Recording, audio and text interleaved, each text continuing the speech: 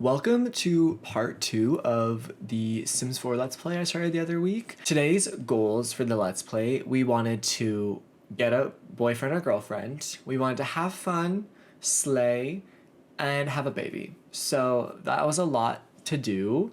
I had a lot on my mind, a lot of goals set out before I even started this. So let's just get into the video and let's see what my sim got into. We're gonna start at the beginning. To understand the ending, we have to take it back to the beginning. So let's start there. So it all began with going to work for I don't know, her second day, maybe her third day of work, and already she was burnt out. She had had enough of working, came back, and it looks like she had pooped herself. I think she might have got too worked up and just pooped herself at work. That's the only explanation I can have for what actually happened. And then something weird went on. As she was showering, it just really felt like she was being watched by someone. We don't know who this is. This character is actually going to come in later in the episode. But last episode, I was like, I should probably put some curtains there. And I didn't. And it came back to bite her because it felt like someone was watching her. She didn't notice because she did not care, and she wanted to call it Mo, who she has a little bit of a crush on, and she wanted to get jiggy with it, and she just wanted to go out to San Myshuno and have a bit of fun at the bar. So when she got to the bar, as you do, you have to start with a few push-ups to really pump yourself up, and even though your date is right behind you, they can watch too, just to know how swole you are. So then you might want to start talking to your date. I think that's a good step one, is just start talking to them. Mo also didn't know that we were on a date. We just invited her out. To us, it was a date because we have a big fat crush on her. But to her, she was just out on the town with her friend. So we started talking to her, getting to know her more, when all of a sudden, someone who we know now as Jeremie decided that it'd be really fun just to get really close. A little bit uncomfortably close to her. And she had had enough, she had seen these videos online and she had had enough. She just started berating Jeremie right in front of him, and Mo had had enough. She does not like confrontation, so she just moseyed on over to the pool and jumped in because she didn't want to see this. And to calm down from it all, she took up bubble blowing, because what else do you do when you're stressed out? You just blow some bubbles, have some fun. Once Mo had come up for some air, she came up for some air bubbles and also joined us to blow some bubbles and to let off some steam because, two girls in the town got to stick together from people like Jeremie. And to kind of combat, just the stress that they just endured, they decided to go and do some karaoke together. Nothing like a duet between two girls. And my sim was really hoping that this would kind of spark some bubbles of love. We're going to put those bubbles of air into our lungs and we're going to convert them into love. So they sang together. It was actually really badly, but that's okay. They had fun, they slayed, and honestly, no one actually cared to look at them during this. So everyone was doing their own thing, and they really thought they were serving. They thought they were serving up Hannah Montana realness, when in reality, no one was watching. Not a single soul was watching. Even the girl who was sitting right in front of the stage was not even looking at us. She was just looking at the bar. She did not want to witness what was actually going on beside her. And after all that singing, we really thought there was a spark between us and Mo, but there wasn't. Mo actually let us down really nicely. And by really nicely, I meant she actually just was disgusted at the thought of having a relationship with us, which kind of hurt our feelings, we took it kind of hard, and Mo left. Mo had no Mo energy for us. So we went back home and we just needed a little nap. We needed to nap off the embarrassment from all of this. And as we were sleeping, again, it was a Joe from You moment, but instead of Joe, it was Jeremie. And we think he was watching us sleep because we got big old windows, no curtains, not one curtain could be seen. So you know what? We just had to wake up, rise and grind. And by rise and grind, we actually mean rise and sip because, she had just had too much stress. And not only was she burnt out from work still, she was in a mental fog and she needed a drink. And this is a common theme, she really took her mixologist job title to the max, and this was just the start of something not good. So we could not leave Mo without a hitch. We might have made some romantic comments at her and a couple other people on Social Bunny, but we were just shooting our shot. It was harmless, it was all fun and games. And then we met our best friend. You know, we did not think we were gonna meet our best friend, but since Mo had left us, ditched us, left us in the dust, we needed a new girl to hang out with. So me and her collabed. We started an MLM pyramid scheme. Just kidding, we did not. We really just started Loners Anonymous. We invited whoever we wanted, and the theme of this was drinking, having fun, partying, and kissing each other. Because I thought that might work in our advantage, but later on we're gonna see that you can't just set a club goal as kissing each other and expect everyone to kiss each other, because apparently that's just too simple. We ordered a happy hour drink because, you know, a girl loves a happy hour. I love a happy hour, so my sim obviously lives her in happy hour. Let's start a drink counter. This was drink number 2 in just this one episode. This was like a span of 2 days, really. And it was on site. We saw Jeremie there at the bar. It was because he was in our club of Loners Anonymous, but whatever. We saw him at the club. It was on site. We fought him and we dragged him through the dirt. And we won because, you know, as Taylor Swift said, if she was the man, she would be the man. And so did my sim. She also was thinking that song as she fought Jeremie. So after that triumphant defeat of Jeremie, we thought that, you know what, we would stop at nothing. We were the man, and everyone was going to be falling at our feet. But that was not the case because our newly proclaimed best friend did not want to make out with us. She pushed us off of her, and we were hurt. We were distraught. So we moved on to the next girl at the bar. You know, we saw this other girl at the bar, and we tried flirting with her. And as we were trying to flirt with her, Jeffrey Landgrab decided to fight through who had the worst receding hairline, and he won. Our next victim, but by victim I actually mean lover, like receiver of our love, was someone who looked like a little French guy, and you know, I think it was love at first sight. We tried flirting with him, talked to him about cheese and wine because we thought French people liked that, and that's when we realized he wasn't even French. He was actually from San Myshuno, and he did not even know how to speak French. So we took this defeat really hard, and we thought, who would be the one worst horrible person to fall in love with us?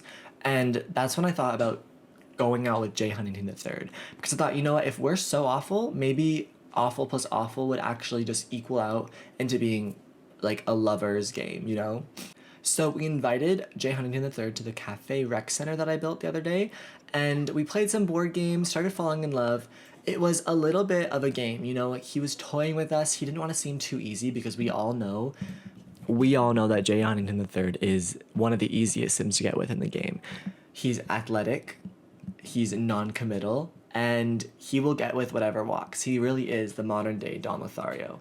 And shortly after following him, we had fallen in love. We went to the communal kitchen and we had our first kiss, you know, like it was love at first sight. We knew that this would be how we achieved our final goal of having a baby. So we started really quick, had a pillow fight, and then we got to it. We tried for a baby with J Huntington III.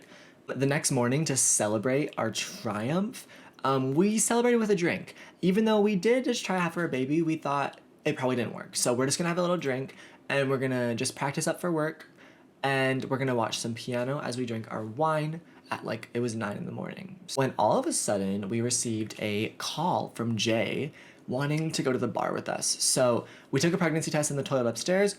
We told Jay, and he looked a little bit scared, but he also looked excited. So again, after finding out we were pregnant, we celebrated with another drink. Drink counter, let's see what it was. This one had a strawberry on it, so I thought that was kind of cute. And we really just let it ruminate with us that we were pregnant, and we had another one. And another one.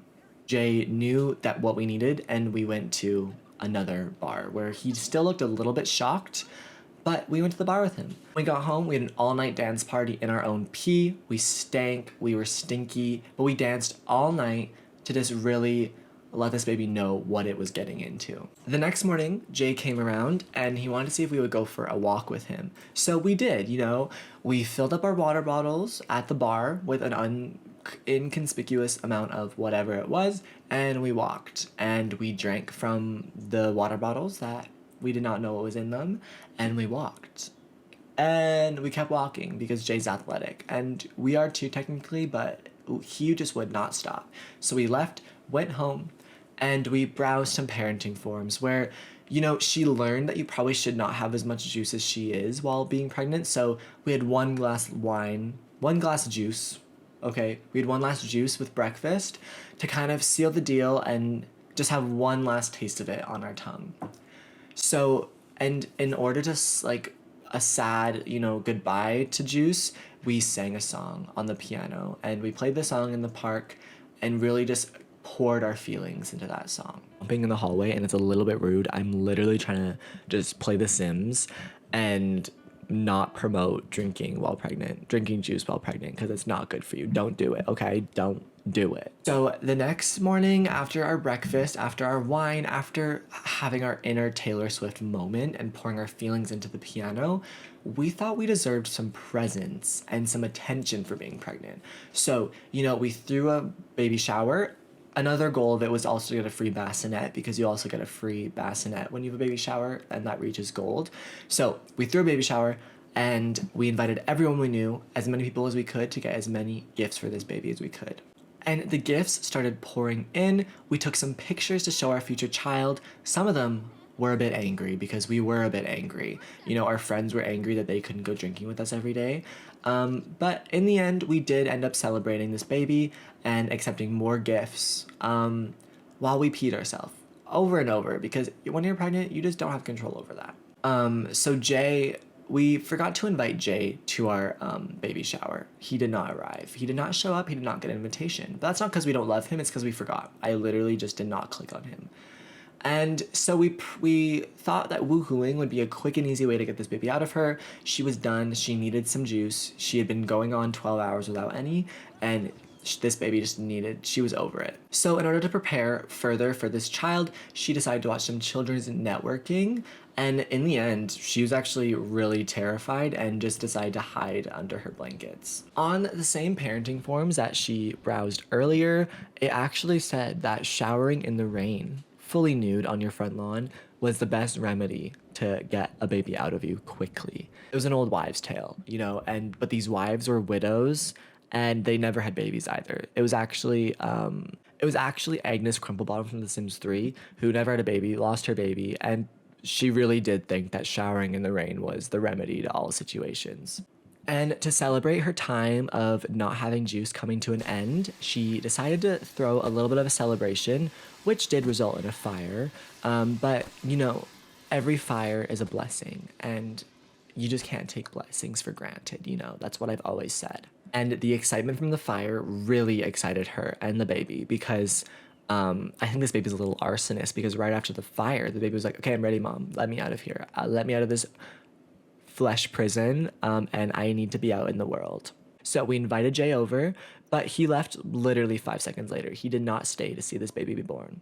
But, after getting our heart removed instead of the baby, we finally had a little baby girl who we named Fire, just in remembrance of what really got her into the world. We named her after a fire that was started from the flame of our love for this baby. Now, the grind never stops for a single mom, because obviously Jay is not in our life. We will be dealing with him next episode. We had to go back to work. We had things to cook, dishes to wash, and food to eat on our breaks, because, we did not have time for this baby. We had money to make. We still lived in a tiny home in a little cargo container, and that was not going to cut it. We have big dreams, and we need a big girl job to do so. So we fed that baby, said hi to it, and then we dropped it off at daycare and went to work. When we got back from work, we said hi to the baby again, because we are a responsible mother. And then we had a drink. We brought that bar right back out from where it came from, and we had a drink, because we deserved it. We had a really hard time this episode. Somehow having a baby I literally played for an hour, and we had a baby. We had a boyfriend who abandoned us at the hospital. And, I would not get too attached to J Huntington III, because I have a feeling that karma is gonna come for him. So yeah, that was the episode. I had a lot of fun. And I'm really excited to see where my Sim and Fire's life goes, and if J Huntington III will survive, and also if Jeremie keeps stalking us, because it was a little bit scary. It started as a joke, but now I'm actually scared of Jeremie. So it's like it's literally turning into a Joe from You situation. There might be a glass box in the under Jeremie's house. So I guess maybe we should go investigate Jeremie's house and see like if we're safe or not.